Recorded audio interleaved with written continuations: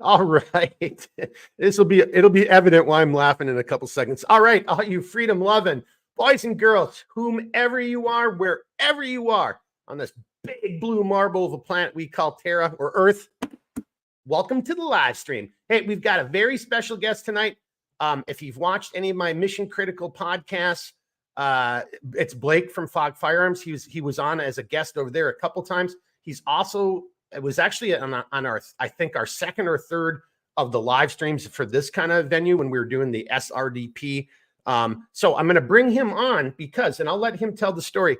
So he was actually going to be in his house in his little version of a studio, but his house is inundated. It's plagued. It's infested with family members and relatives right now. And I'll let him talk about it should he so desire. Let's bring him on without further ado.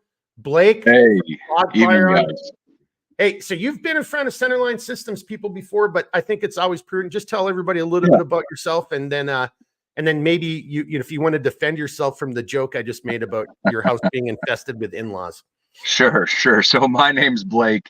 I am the owner of F.O.G Firearms. We're a gunsmithing company in the Northlands of Minnesota. Can you tell by my accent right there? And we specialize in anything from custom bolt guns to pistol modifications. We're certified Cerakote applicators. We got a CNC mill, 14x40 lathe, second operation hardened lathe.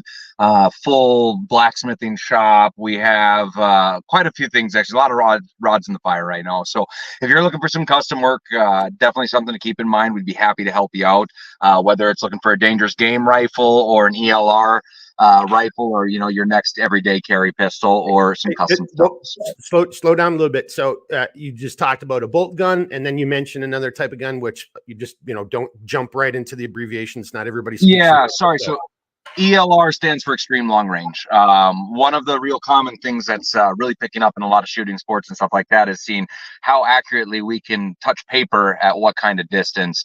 So, a lot of these things are built off of like aluminum chassis, a lot of 700 style actions, carbon fiber barrels, or in the case if you're doing a lot of range time, we're looking for a solid bullet barrel where you got a lot of ability to absorb some of that heat from shot after shot after shot. But what we do is a process called blueprinting, where we true up the action face, we true up the barrel, we hand chamber, we time everything.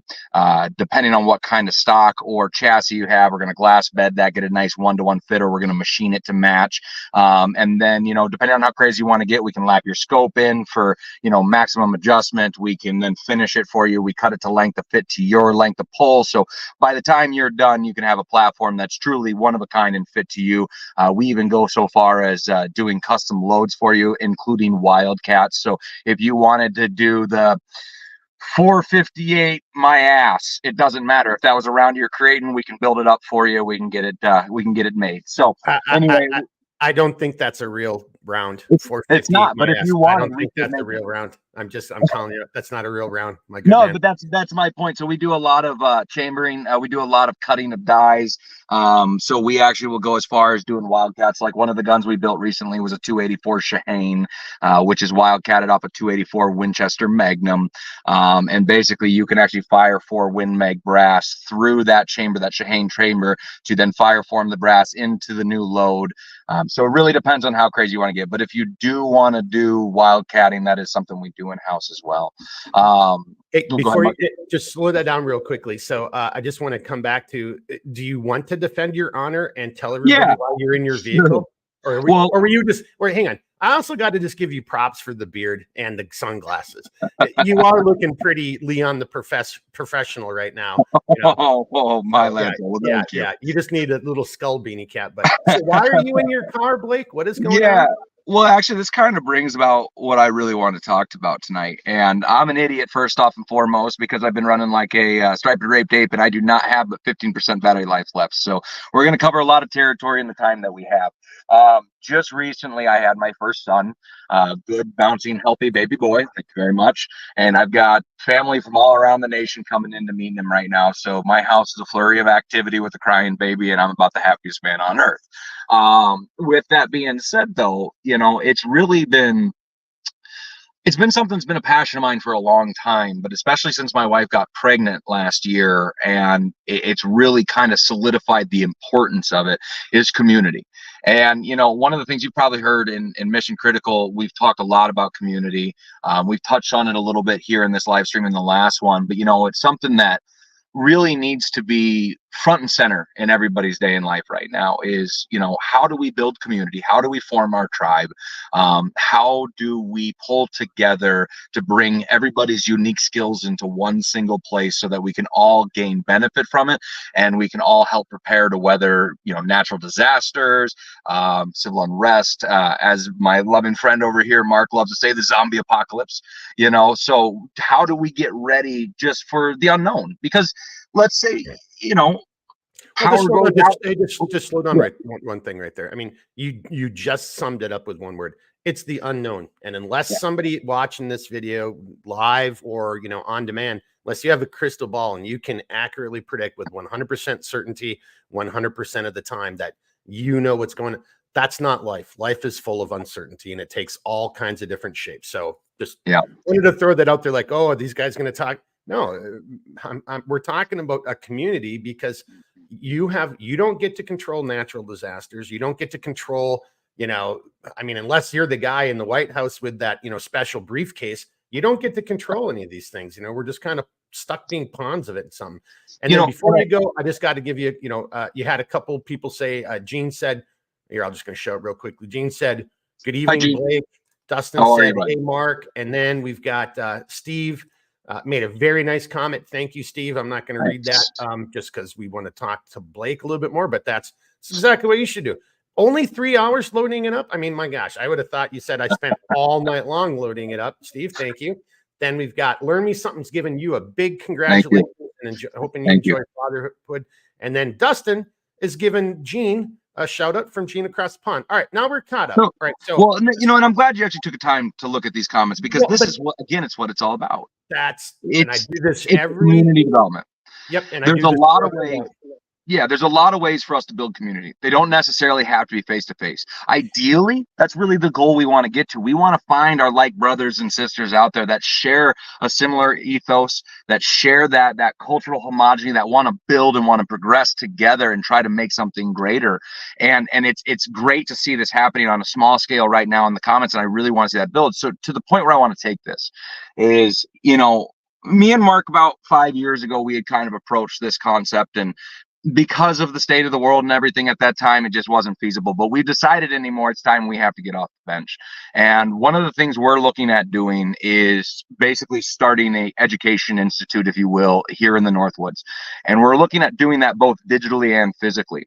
And, because of our trades, you think, oh, hey, it's going to be all kinetic. And that's actually not the goal. The goal is, again, it goes back to community development. It's I know skills, Mark knows skills, but you guys know skills that we don't know, and we know skills you don't know.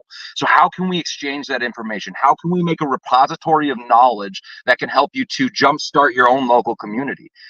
Be it from building plans to different training events when it comes to, emergency medical services, or how to run a trap line, how to prepare that food. What are the most common things that you need to go after if you're in a survival situation? And in the Northwoods here, as crazy as it is, I just learned this from a very good friend of mine who's a trapper up here. You never want to pass up a porcupine, you never want to pass up a beaver, and you never want to pass up a black bear, because the fat content in them will keep you going. We kind of switch back. Slow it down real quickly. I'm going to probably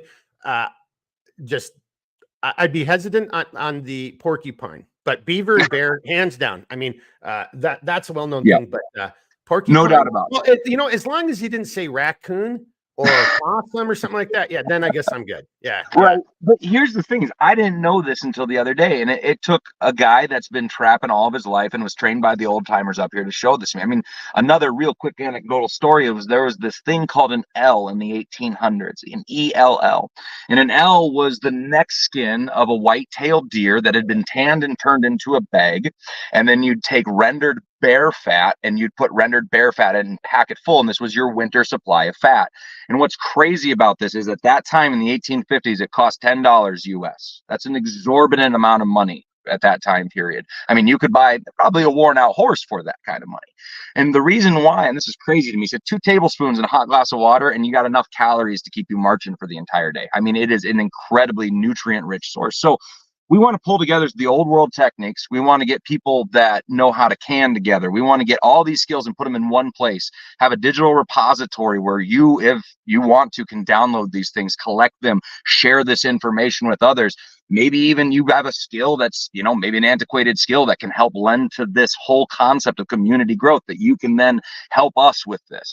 And we want to take it to another level where we bring in the unique people that we know in real life together to do these classes and potentially have them up, you know, both in person, digitally, et cetera, et cetera. So again, it's all about community, you know, because you can't rely on the big government. You know, at the end of the day, we are the counterbalance to these sorts of things. And there's been a quote that's really kind of been heavy in my head recently, and it's actually from Michael Jordan. And it's his quote that conservatives buy sneakers too. You know, our goal here is we want to bridge the gap. All right. You know, it's just like the other side, the old blue dogs, your conservatives, your liberal Democrats, whatever it is, they all need to survive too, to an extent. If you share that common fabric, that ethos, that desire to build our nation and not tear it down, that desire to find people of like mind and to try to get back to building something wholesome and good, well, then you are the people that we're hoping to help build with and hope to expand with. So we're going to really this summer start taking some very active steps to creating a training institute. We're going to be announcing a little more information as we get closer to launching some of these. We're hoping to have a digital library from some of the books that we've all collected as well to be available for you for download. So there's a lot of things we're trying to put together, and it's going to take a lot of community building. We really would love your feedback. Those of you listening, let us know if this is something you're interested in, if it's something you would maybe, you know, want to be partaking in some of these classes, you know, but share this information out, because really at the end of the day, we need to all be building community. We need to find our tribe or our clan. So and let me just throw one thing onto that right there. When we say share this, and you know, if you want to be a part of it, you know, again, I've said this for years. I don't care about your politics. That's really like the least of my concerns. Oh, you're a Democrat? Oh, whoopie-doo. Oh, you're a Republican? I don't know. Let me just ask you some very freedom-oriented questions. That's all what I really care about. And then so bringing that into what you just said right there, Blake, this isn't some political, this isn't this isn't that.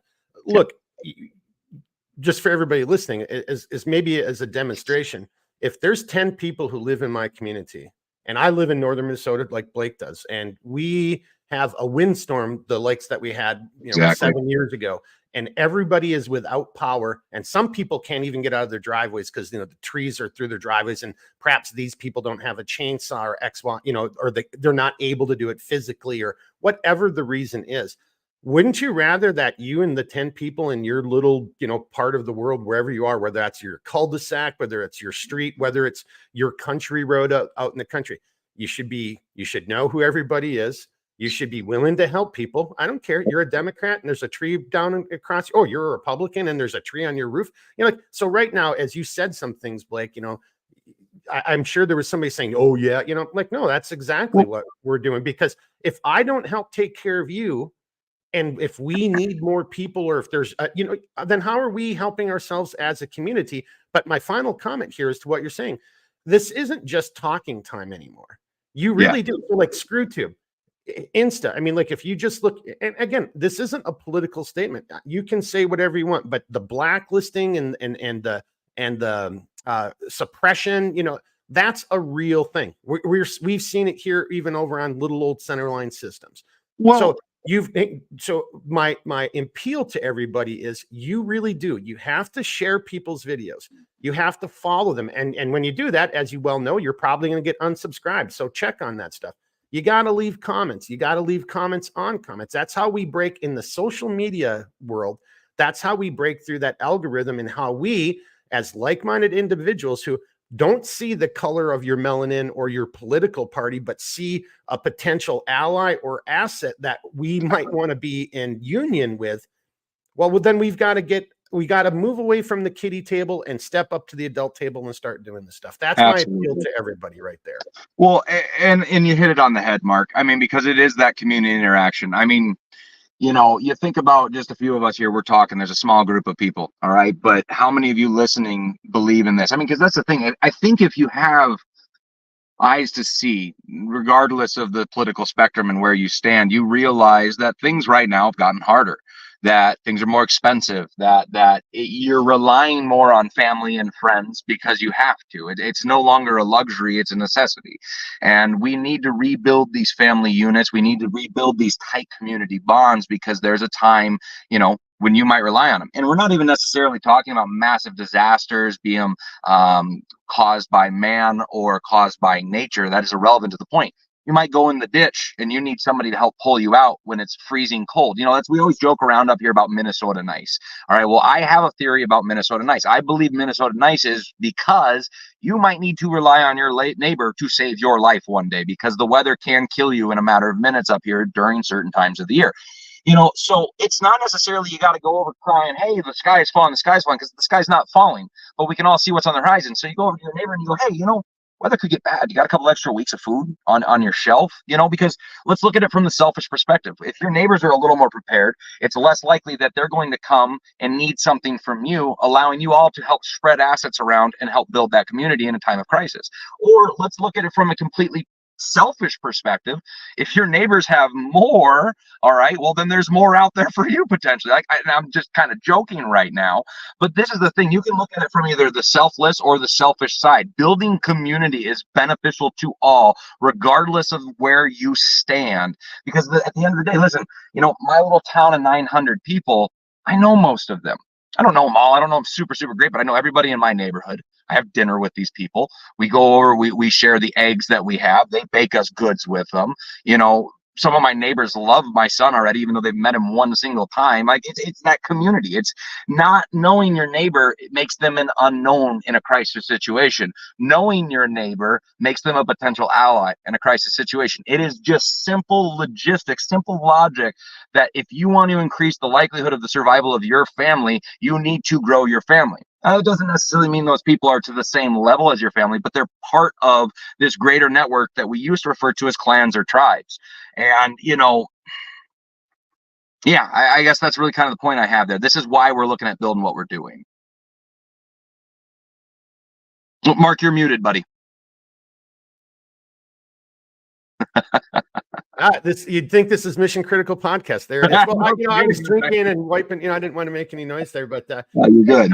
So you picked up you on a psychic level. You picked up me saying, "Hang on one second, don't go any further." But because that's what I was saying. It's like when you get back into that thought of community, like what always comes to mind to me is, do you want to be an asset or do you want to be an ass hat? Right? You know, like you want to like so even. You know, and I don't even like joking around because there's a bunch of people out there who are nutters and say, I'm just going to take people's shit. No, you're not. I mean, that's just, you're evil and you're an asshole for even talking that way. And why would anyone even want you in their community? Why would anyone trust or, you know, or respect you? Because so to your point, so maybe, you know, Blake, you have more of chicken, you have more eggs than I do. But more eggs than I know what to do with. Yeah, right. So that was actually not even a lie, right? You got a shit ton of eggs. But then maybe I've got, you know, a lumber mill, or I've got a good chainsaw, or I've got a wood splitter, and we both. It's that kind of stuff. So hey, like I've been getting, you know, I get eggs from Blake down the road. We don't have to be besties, but I get eggs from Blake down the road, and then once a year, twice a year, I, you know, load up my wood splitter and I go over there and I spend a Saturday or a weekend and just, you know, helping him split wood, get his wood ready for the next winter, you know, because you're never really splitting for that winter. You're always splitting for the, you know, ideally. Yeah, ideally. Right. But if you have a community, that's what you can do. So before you respond to that, let me just read a couple quotes here. So we got Gene from across the pond, and that is literally true. He's from over in the UK. Sign me up digitally, guys. All right, Gene. We're hoping it to be a very huge digital aspect of this as well. Yeah. Like, we want this to be both physical and digital, and we want it to be a repository of information so that you can then take that information in your local areas and start building your own tribes. You know, I'm not saying we know everything about this, because we don't. That's why we're trying to pull people together. But we want to try to, in maybe a couple of years, have a template where, you know, if you had to go and reinvent the wheel, you had to go build a sawmill, you had to put up structures, you had to grow your food, you had to hunt, you had to process, you had to be able to defend yourselves. Hopefully, God willing, we can actually have a place where you can go and go, hey, this is all here located for me to be able to use. So right. Well, so, and then on that note, you've already talked about some of the other things. So again, this isn't just kinetic, and it's not all kinetic. This isn't cool guy shit. This is, we're human beings, and we're trying to live amongst our community with our families. And, and family doesn't always mean blood, right? So just, you're trying to create your tribe, your clan, however you want to say it. And, everybody brings different skills to the table. And so, like, right there, the one area that I'm the weakest in, and I really want to learn, so this whole thing will be an adventure for me. I want to learn more about botanicals. I want to be able to actually get more botanicals from nature than I can do right now. That would be one of, so that will be a focus. I also know somebody who's been canning for their, since they were probably 8, and Blake knows this, and Blake cans, and I can, we exchange goods and stuff like that before, but canning, that's just another huge skill, and it's tons of fun. I mean, it really is. So, but Blake, before you respond, let me just read a couple more comments here, and then I'll turn it over to you. Just letting everybody in the chat get so their voice gets heard too. So Nick is saying, I'm so glad this aspect of development / preps is being addressed. I feel like I don't always play so well with others. And there it is. Right? Yeah, right. But I learned the hard way. You got to have a tribe. Yeah. Amen, brother. Amen. Right. It's like the whole joke about when it's a group of individuals standing around going, "What the hell, are we a collective now?" And then we got Al from up in our brother to the north, Maple Land. Yep. And then we've got John saying, "Sounds great, fellas." All right. So on that note, right there, so we got some positive, commentary.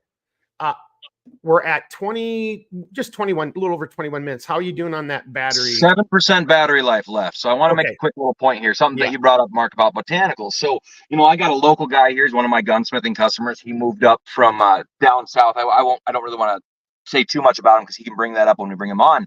But he was 25 years in one of the major cities that has a constant propensity to be a two-way range, and he spent 25 years as an EMT there. And he is very interested in coming on and teaching some trauma classes, how to treat wounds, things like that. But what's very interesting is he's in the process right now at his home here in Walker, building up a massive botanical garden for medicinal purposes and things like that. And he's really starting to explore into making tinctures and medicines and stuff. One of the things that a lot of people don't realize, and it doesn't take much work, with about $250 worth of glasswork, you can go to a birch tree and take the bark and you can process it and make Advil out of it. So there's a lot of those things that are out there. These are, again, some of this stuff that we got to interrupt. Trademark. He didn't really mean Advil. He meant some form of aspirin or acetaminophen. That's what he meant to say. Yeah. So, there's quite a few of those sorts of things, botanicals you can find locally, and we want to try to bring them up. I've been collecting books now, since I was about, can't see my hand, but this tall. And one of the things that I've collected a lot of are things like practical building manuals. They are medicinal manuals, books on thermodynamics and physics. And a lot of this stuff has been out of print for a long period of time, and it's open source now. And one of the things we want to do is, if we can get it up and running, we can get enough money together for it, I want to actually digitize this library so you have access to it. Like the Foxfire books. If none of you are familiar with that, Foxfire 1 through 9, but specifically the first 5 are handbooks that were written by Appalachian natives on how to survive in the mountains and what to look for, medicines you can do, how to build structures, but do it in that old world way. And anyway, up to modern things about construction methods and stuff like that. So we really do want to try to make this a repository of information, stuff that we generate content, stuff that's already open source, put into one single area. We're looking for feedback. We're looking for this community support. If this is something you guys are interested in, we're going to hopefully be able to come up with some of that structure soon. Obviously we've all got a lot on our plates, but this is where we're building. It's going to take some time, but we would love it if you guys wanted to come along with on the ride. So so stay tuned on that. And then just to let everybody know, so some of this 2% battery life left. I'm about to die. Yeah. So, well, then here, why don't you take us out, and then, if you're almost done, take us out. You say what you got. You close it, and then I'll finish. Faith, family, and friends. Faith, family, and friends. I don't really know how else to say it. There's something coming, maybe not, but we all know things have gotten a little harder. And if we really want to rely on something, we rely on, in my opinion, it's God, and then it's your family, and then it's your friends. Build your tribe, find your clan, find your people, and pull together. And I do remember, I don't know the exact scripture, but I'm pretty sure it goes something like, God takes care of those who take care of themselves. Amen. So that means you can't just sit there and whine or pray, or you got to still get up off your ass. You got to start building this community. You've got to solidify that friendship. How many people don't even know who the person who lives right next to them or across the road, you know? Oh, and I think we just lost them. Well, so there it is. I'm going to get rid of Blake here. Give me a second here. And yeah, there we go. So as you kind of heard, oops, sorry. Yeah, he's got a whole bunch of family members. His house has been invaded. And yeah, so he had to like jet out. You know, he was going to do this in his studio, and then he had to like, oh, I got to do this in my car. But that's all right. So that is kind of the point of really the gist of it. Again, if you've watched Mission Critical or that SRDP video, I think that was our second live. Then when I started doing the lives, Blake was on that one. But the final note on that community is even over on Mission Critical, we did teach some classes over there. So to this point, and it was just basically we took a class that I developed, like, you know, I don't know, probably back in 2014, but I thought it was a good building block to get to. And it outlines a lot of what we're talking about. And it just addresses some of that. And again, this isn't kinetic. This isn't political. This is, I don't know. Do you think it's getting really better? You might want to be a little bit prepared. And the worst time to prepare for a crisis is when you're in the middle of a crisis. So on that note, we're going to kind of end that right there. And then I've got some housekeeping I'm going to do here at the end. And I'm going to start off with the elephant in the room. Hey, Mark, I thought today was going to be the beginning of the charity auction for Readiness Training Group. Well, I've talked to those guys and we've made a decision. We're going to push this right. We're going to slide it into the future. It's probably going to take place in June. Not 100% sure what day in June, probably somewhere in that second week of June. And I'll explain a little bit more down the road, but still give those guys a follow over on their Instagram account. See what those men and women are trying to do to help build a community within their organization, you know, within their career field. And that just means better trained people helping to defend your children at school where you're not present, right? Unless you're a teacher. So I think it's a pretty noble cause. We just kind of were like, hey, we think we should probably slide this a little bit. And that event that we're doing that for isn't until August of this year anyway. So, and now that I do have a little bit more time, I'll show you why we're doing that here in a second. I think you're gonna like it. But first, I got to answer another little bit of kind of housekeeping. So this is our utility pouch, and I know you've seen these in videos. Gene, I think, yeah, Gene, you're still here. Yeah, right. So there's a guy. So speaking of community, never had a beer with this gentleman before. He's a great human being. I've talked to him a bunch of times. He's Valley Reb on Instagram, takes great pictures. He's got a passion for the past, you know, like, you know, go back to the French Indian Wars, 1700s, you know, that type of era. He's really good at that stuff. And anyway, Valley Reb, go check him out. But he did a video where he had a pouch like this and he was using it as a med kit. So this is the original utility pouch. We made about 5 of them, and I kind of farmed them out to a handful of people. And Valley Reb was actually helping me a little bit at that time with my Instagram because of just all the, you know, why am I being banned here? And how do you do, you know, it was just chaos. So I hooked them up with one of these as a way to say thanks. But this is how it really looks. But on that note, so Gene, yeah, Smoking Rabbit. Yeah, Nick. Yep, exactly. Yeah, he's Smoking Rabbit. Well, here, okay, I'll just say it. I'm not 100% sure, but he'll probably be on next week. Not 100% sure which date yet, but we'll actually probably have him on as a guest either Monday or Thursday of next week. But so this is the version you see in the video. Hey, this is all handcrafted. If you really want to go with the horizontal version as opposed to the vertical version, well, you just got to ask. And if you tell me a good joke, I'll probably say yes. All right, let me just see what we got here. I think we left off with John. Sounds great, fellas. Okay, I think that's where we left off. Now let's go to Gene. People always learn, always happy. Keep thinking, keep moving, never quit, right? Exactly. And then we got Dustin. Yeah, Valley Reb has a cool IG page. Yeah, he really does. He takes some really good pictures, and you know, he's trying to be a student of that right there and getting it done. And then Nick, to your point, yep, Smoking Rabbit. Matter of fact, he had a couple of really good posts in the last week or two, just kind of talking about the Smoking Rabbit. Gene, send you an email about that post and pouch. Yeah, no, Gene, that's why I brought it up. So I was looking at the computer just as I was kind of coming over here to get things set up. So I wanted to bring that up specifically to you, so you could see it. So yeah, So this is on, I just kept mine. This goes on, and I think I even showed it off when we did the belt rig video. This is on the back of my belt, and I just keep this on my hunting kit. So, but if it is something that you're interested in, I mean, it is a slightly different design. There's a couple other little things to it. And where was it, John? Who made the joke about me cutting the corners? Like, I never thought I'd hear you say you were cutting corners. But anyway, I thought that was pretty funny, giving me a good laugh there. All right, Gene. And then we've got Al. I want to get one of those pouches. So yeah, the utility pouch is now vertical, but we can do it horizontally. It just, when we did it, the feedback from everybody just wasn't all that great. So we went to the vertical instead. All right, now the last little bit for those of you who've stayed with through the whole thing. So just to kind of reiterate once again, we're still doing the charity auction for Readiness Training Group. We're going to slide right into early June to do it. And one of the reasons why I wanted to do that is because let me backtrack 1 second. So Evan Sambita, who's been on, so he's still donating one of his knives. And then Jack from Black Scout Survival is donating a med kit. Now we'll make the med kit from scratch because you may want a very different color or something like that.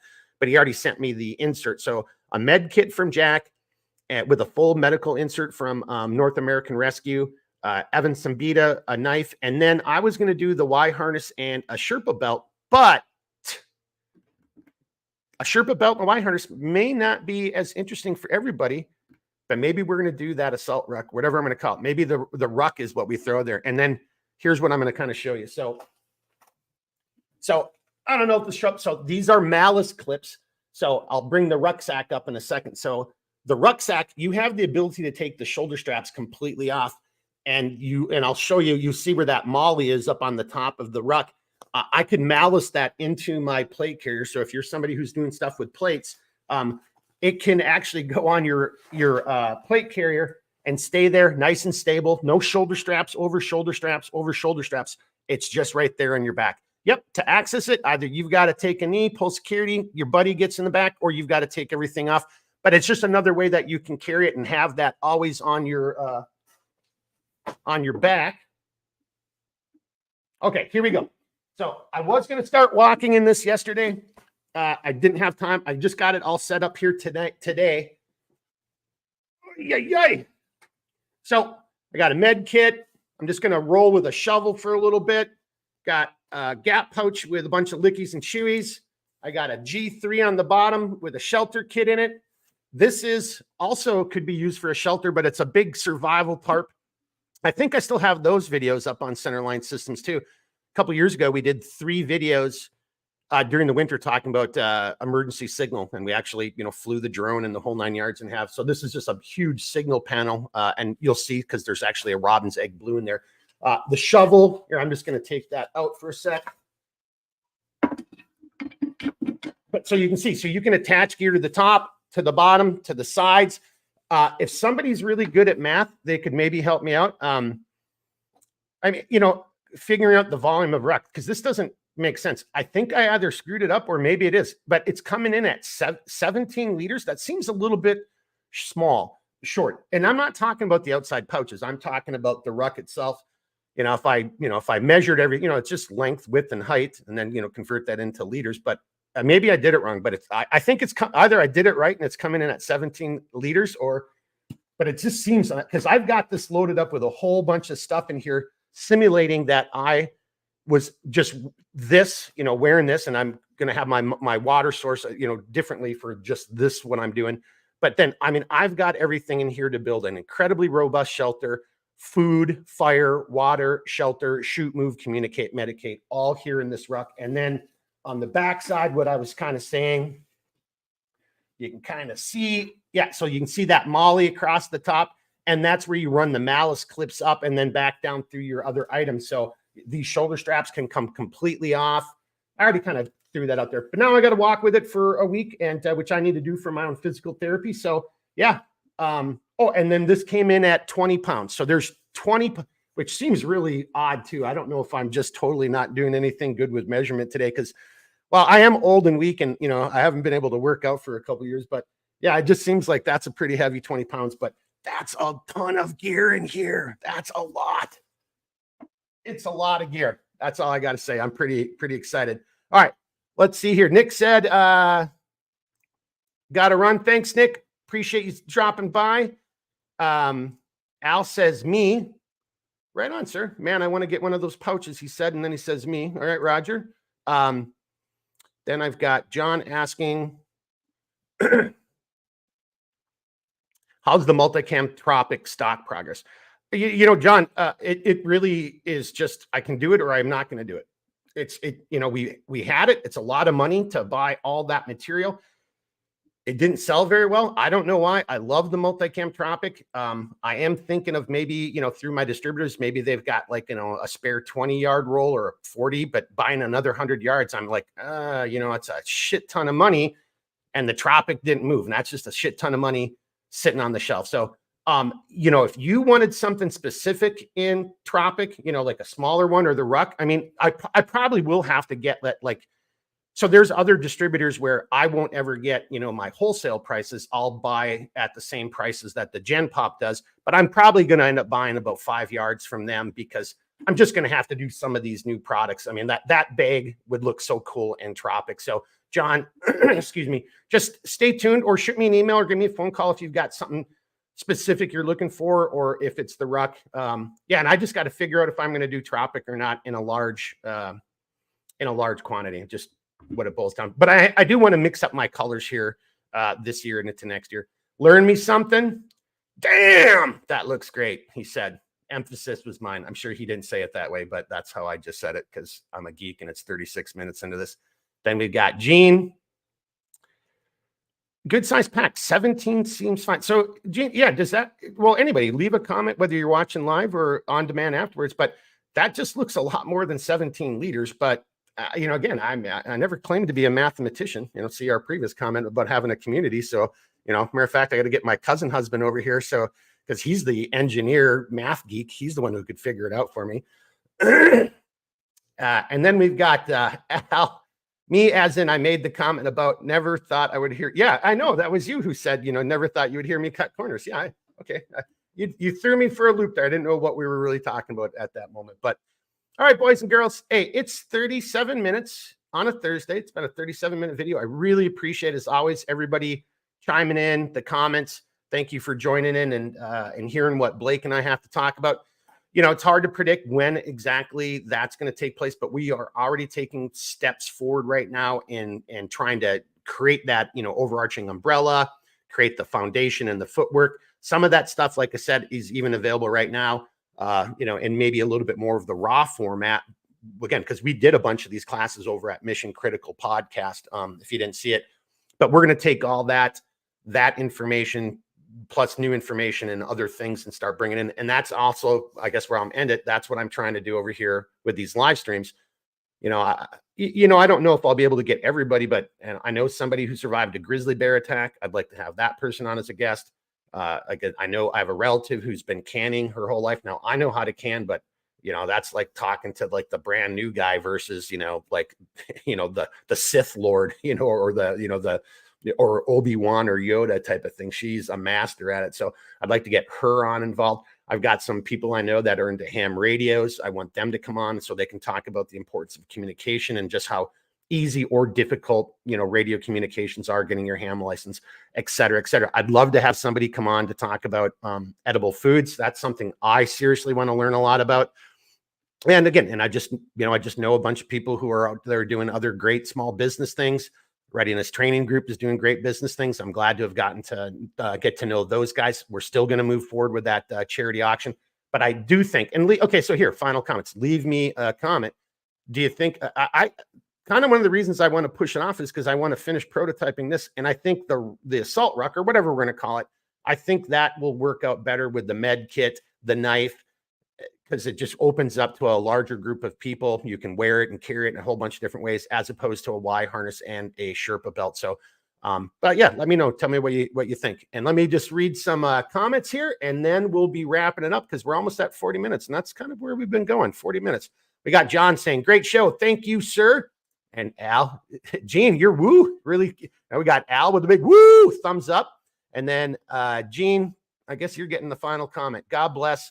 looking forward to the courses. Yeah, well, everybody stay tuned. We will have more information in the future. Yeah, I guess that's it. So, live streams next week. Probably going to have Valley Reb for one of those live streams. And I think the other live stream is I'm going to just show kind of into what we're talking about. I'm going to take one of our padded strap wraps and I'm going to get it set up with all the cordage inside of it and show how you could just have your padded strap wrap, so your mother or your scout or whatever you're wearing, and you could have all your cordage there and you could just walk up to a tree. It's the same thing how I have my shelter set up in my gear row, my G3. Just walk up to a tree, bring your cordage around, secure it, walk back to the other tree, boom, ridge line set up just like that. So that's probably what I'm going to do in one of the other videos next week. So, all right, boys. Oh, I'm sorry. I said Gene. That was learn me something. There we go. Apologize. I got carried away. I thought it was Gene leaving the last comment. So, all right, everybody, you know the deal. Reach out if you got questions, comments. I'll do the best you can. I hope you are finding these live streams, what do they call it? Edutainment or entercation. I don't know. Trying to be educational, but also trying to have some fun. I really, really like all of you guys and gals, chiming in on the chats and stuff. It makes a lot of fun. But we also want to pass on some good information, do some giveaways, give you guys who are here, in the live stream, the first view and comments on, new pieces of gear. So there's Gene. All right. I knew I couldn't end it without a big woo from Gene across the pond. All right, boys and girls, reach out anytime. I'll do the best I can to help you out. Until then, you know the deal. Keep thinking, keep moving, never quit. And as always, be good. All right, everybody.